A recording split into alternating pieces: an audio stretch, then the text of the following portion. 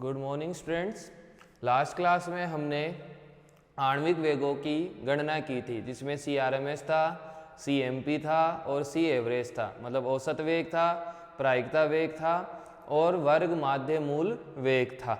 तो अब उसी के आधार पर अपना अगला टॉपिक आता है कि जो अणुओं की गतियाँ होती है वो वितरित कैसे होती है। मतलब कुछ अणुओं का वेग किस कैटेगरी में जाएगा, फास्ट में जाएगा और स्लो में जाएगा, वो तो अपन को पता है। लेकिन जो यहाँ पर वेग है वहाँ पर वर्ग माध्य मूल वेग में जाएंगे, औसत वेग में जाएंगे और किस में जाएंगे, प्रायिकता वेग में जाएंगे। तो वो डिस्ट्रीब्यूशन किस तरह से होता है, उसकी शुरुआत कैसे होती है, ये सब अपन इस टॉपिक में पढ़ेंगे। तो अपन सबसे पहले ऐसे लिखेंगे कि गैसों के अणुगति सिद्धांत के अनुसार गैसों के अणुगति सिद्धांत के अनुसार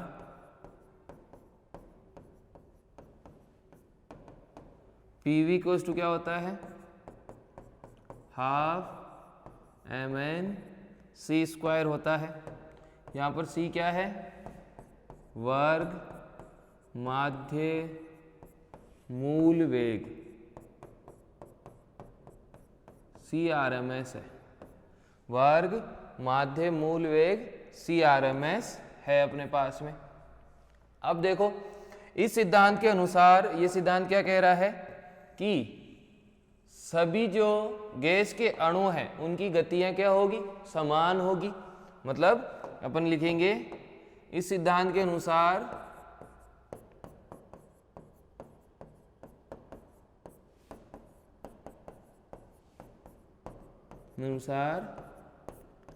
समस्त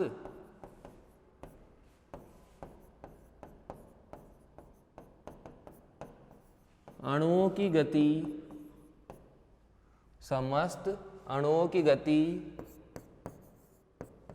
एक समान होगी। मतलब जितने भी गैस के अणु हैं उन सभी अणुओं की गति क्या होती है, एक समान होगी। मतलब कम दाब पर जो अणुओं की संख्या है, गैस को क्या बोलेंगे अपन, अणुओं का समुच्चय बोलेंगे, उनकी गति क्या होगी, समान होगी। ऐसा संभव है क्या, लिखेंगे परंतु ऐसा वास्तविकता में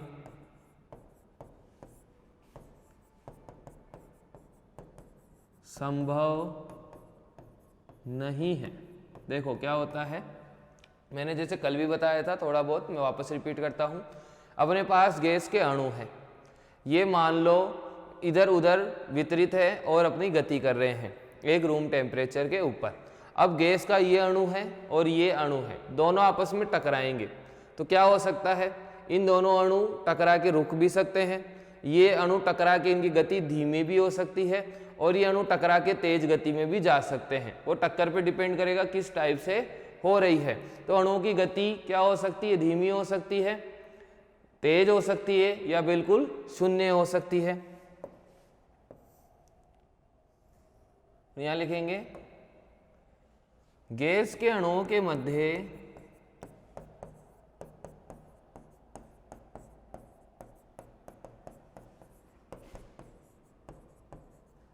निरंतर टक्करें होती रहती है,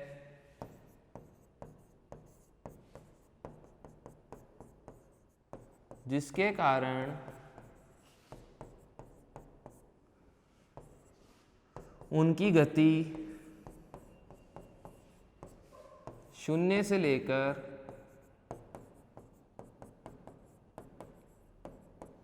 किसी भी परास में हो सकती है।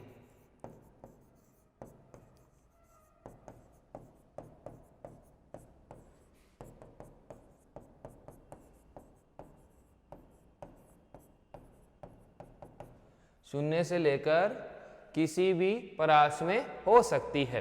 तो देखो अपन ने क्या बोला कि जो गैसों का अणुगति सिद्धांत है वो क्या कह रहा है कि गैसों के अणुओं की गति समान होती है।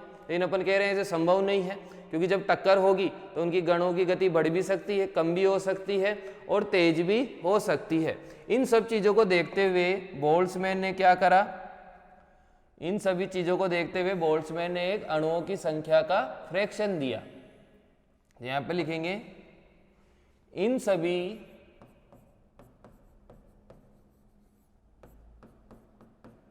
बातों को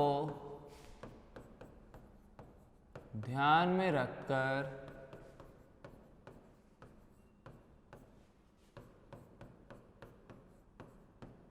बोल्ट्जमैन ने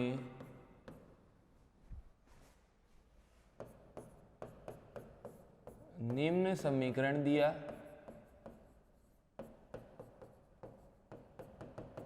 क्या समीकरण दिया देखो उन्होंने, N E upon N not equals to E की पावर ई के टी, ई की पावर ई के टी। यहाँ देखो क्या क्या है, यहाँ एन नोट कुल अणुओं की संख्या,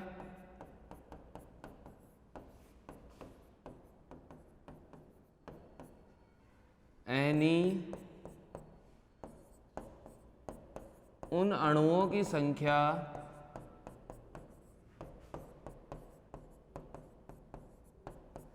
जो एक निर्देश बिंदु से ऊपर वेग रखते हैं,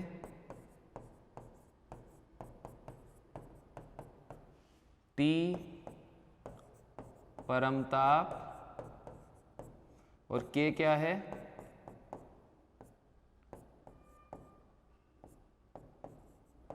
बोल्ट्जमैन स्थिरांक।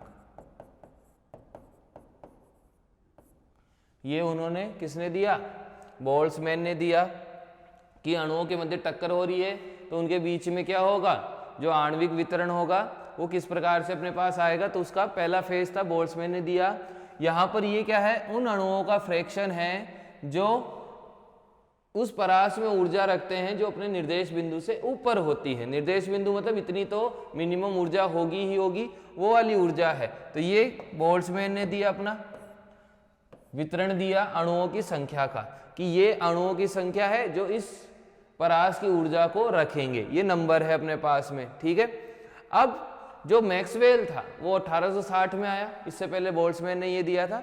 इसके बाद 1860 में मैक्सवेल ने प्रायिकता सिद्धांत का उपयोग किया और आणविक वेगों के वितरण के लिए एक नियम दिया। किस सिद्धांत का उपयोग किया, प्रायिकता के सिद्धांत का उपयोग किया। तो अपन लिखेंगे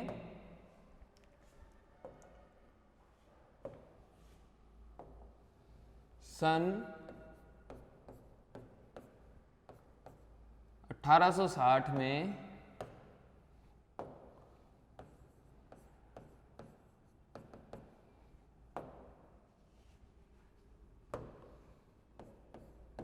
जे.सी. मैक्सवेल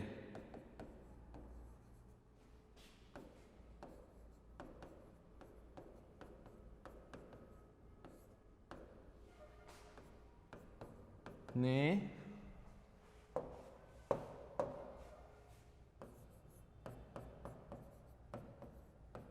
प्रायिकता के सिद्धांत का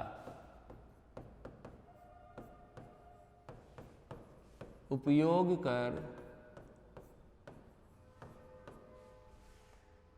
कर गैसों के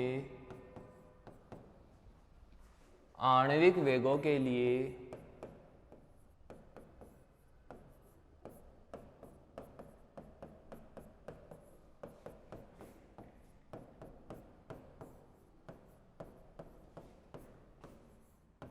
वितरण का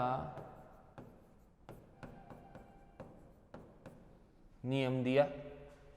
तो क्या किया उसने, प्रायिकता के नियम का उपयोग करा और अपना आणविकता का नियम दिया। फिर लिखेंगे अपन उन्होंने इस नियम में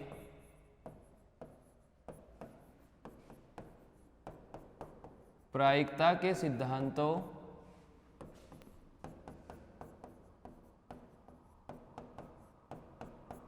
व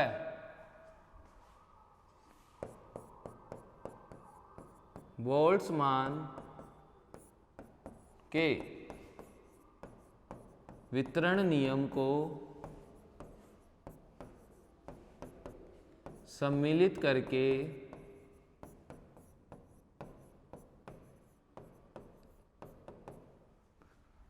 अपना नियम दिया।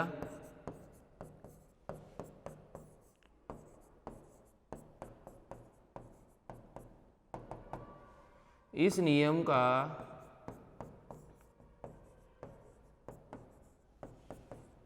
गणितीय व्यंजक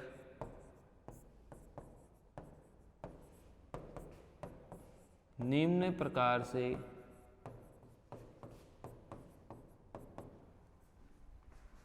होता है।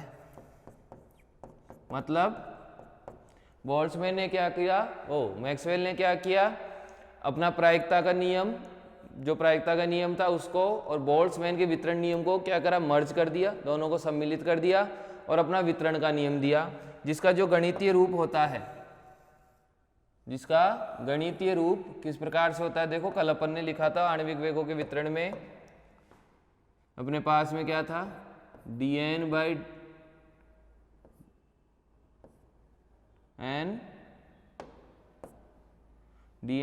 n equals to 4 pi m upon 2 pi RT की पावर 3/2 e की power mc square RT dot c square dc। ये क्या नियम दिया उन्होंने, अपना आणविक वेगों के वितरण का नियम दिया। ठीक है, ये नियम था अपने पास में। यहां पर जो है, जो समीकरण है वो क्या बता रहा है कि जो वेग होता है वो ताप के द्वारा प्रभावित होता है। यहाँ पर ताप आ रहा है और यहाँ पर भी ताप के द्वारा प्रभावित हो रहा है और उनके मोलिकुलर मास के द्वारा भी प्रभावित हो रहा है। हम जानते हैं जितना ताप बढ़ाओगे उतना ही वेग क्या होगा, ज़्यादा जाएगा, और जितना भारी होगी कोई चीज़ उसका वेग उतना ही कम होगा। मतलब कोई गैस बहुत भारी है तो उसका अणुओं का वेग धीरे होगा, और कोई गैस हल्की है तो उसके अणुओं का वेग क्या होगा, फास्ट होगा। दूसरा, टेम्परेचर जितना ज़्यादा होगा गैस की गति, अणुओं की गति उतनी ज़्यादा होगी, और गैस के अणुओं का वेग, ताप कम होगा उतनी उनकी गति कम होगी। तो ये अपने पास में क्या आया, गणितीय रूप आया मैक्सवेल के वितरण नियम का। इस समीकरण को अपन दूसरी तरह से लिख सकते हैं। इस समीकरण को निम्न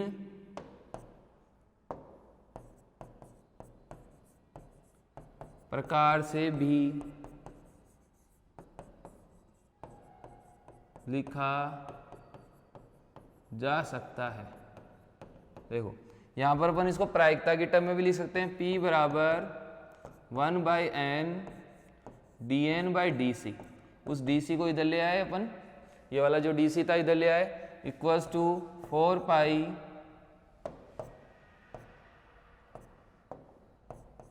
वही same m upon 2 pi RT 3/2। Hello, नमस्ते। हाँ उसके आगे ही है सर।